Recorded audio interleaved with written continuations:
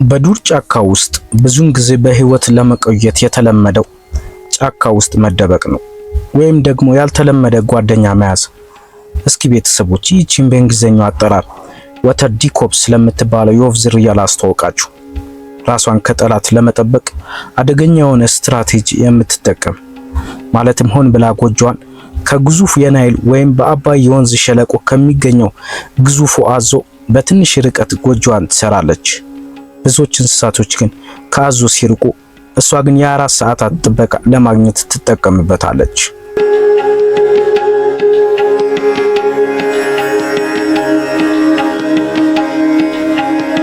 ይህም እንዴት መሰላችሁ የሚሰራው? አዞ አስፈሪ ስለሆነ እንደ እንሽላሊት የመሰሉ የዱር ፍጥረታትን ከእንቁላሉ እንዲርቁ ስለሚያደርጋቸው በዛውም ጎጆዋን በብህላት ከአራዊቶች በአዞ ታስጠብቋለች። በአንድ ድንጋይ 2 ወፍ እንደማለት ነው ነገሩ። ምንም እንኳ አደገኛ ጥምረት ቢሆንም፣ ነገር ግን ይህች አስገራሚ የወፍ ዝርያ ይህን የጥበቃ አገልግሎት የምታገኘው በነፃ እንዳይመስላችሁ። ከሷ ማድረግ የሚጠበቅባት አንድ እጅግ በጣም አስገራሚና አስደማሚ ነገር አለ። ይህም የሚጠበቅባት ስራ በንቃት መጠበቅ።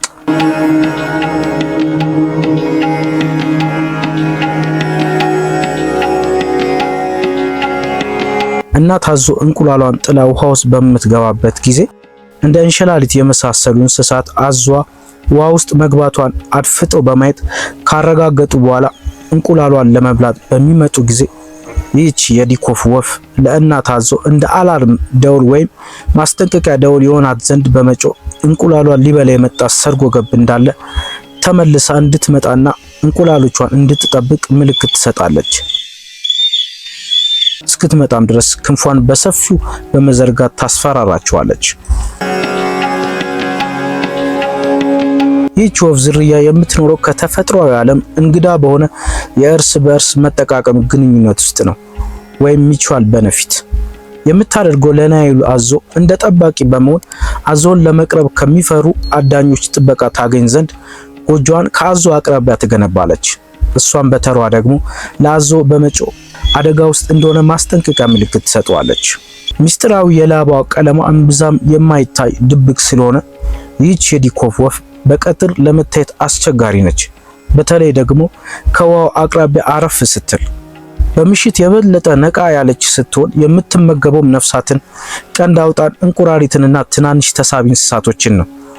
ይህ ዲኮፕ የሚለው ስሟ ትርጓሜው ወፍራም ጭንቅላት ማለት ቢሆንም እንኳ ሳይንቲስቶች የስሟ ትርጓሜ የሚያያዘው ከጭንቅላቷ ቅርጽ ወይም ባህሪዋ ጋር የተያያዘ ነው ብለው ይከራከራሉ። ብቻ የስሟ ትርጓሜ ምንም ቢሆንም እንኳ የዚች ወፍ ትልቅ ቢጫ አይን በጨለማ ምግብ ወይም አደጋ መኖር አለመኖሩን በደንብ ለይቶ ለማየት ይረዳታል። ለይቶ የማየት አቅማቸው እጅግ በጣም የተካኑ ናቸው። ልክ እንደ ሌሎች አዕዋፎች አይኖቿ የተሰሩት እንቅስቃሴ በደንብ ለይተው ለመመልከት ነው። አይኖቿ እምብዛም ብርሃን በሌለበት ሁኔታ ላይ በደንብ ጥርት አድርጎ የማየት ችሎታ አለው። ብዙዎች እንስሳቶች በምሽት አዳኛቸውን ለማየት ውጤታማ ባይሆኑም እሷ ግን ለይታ በማየት ዘንድ የተካነች ነች። ቀን ላይ ግን ብዙም እንቅስቃሴ አታደርግም። አዳኝ እንስሳቶች ለይተው ወደ እሷ ጎጆ በመጡ ጊዜ ይህች አስገራሚ ፍጥረት የወፍ ዝርያ ድንቅ የሆነ የመከላከያ ታክቲኮች ትጠቀማለች።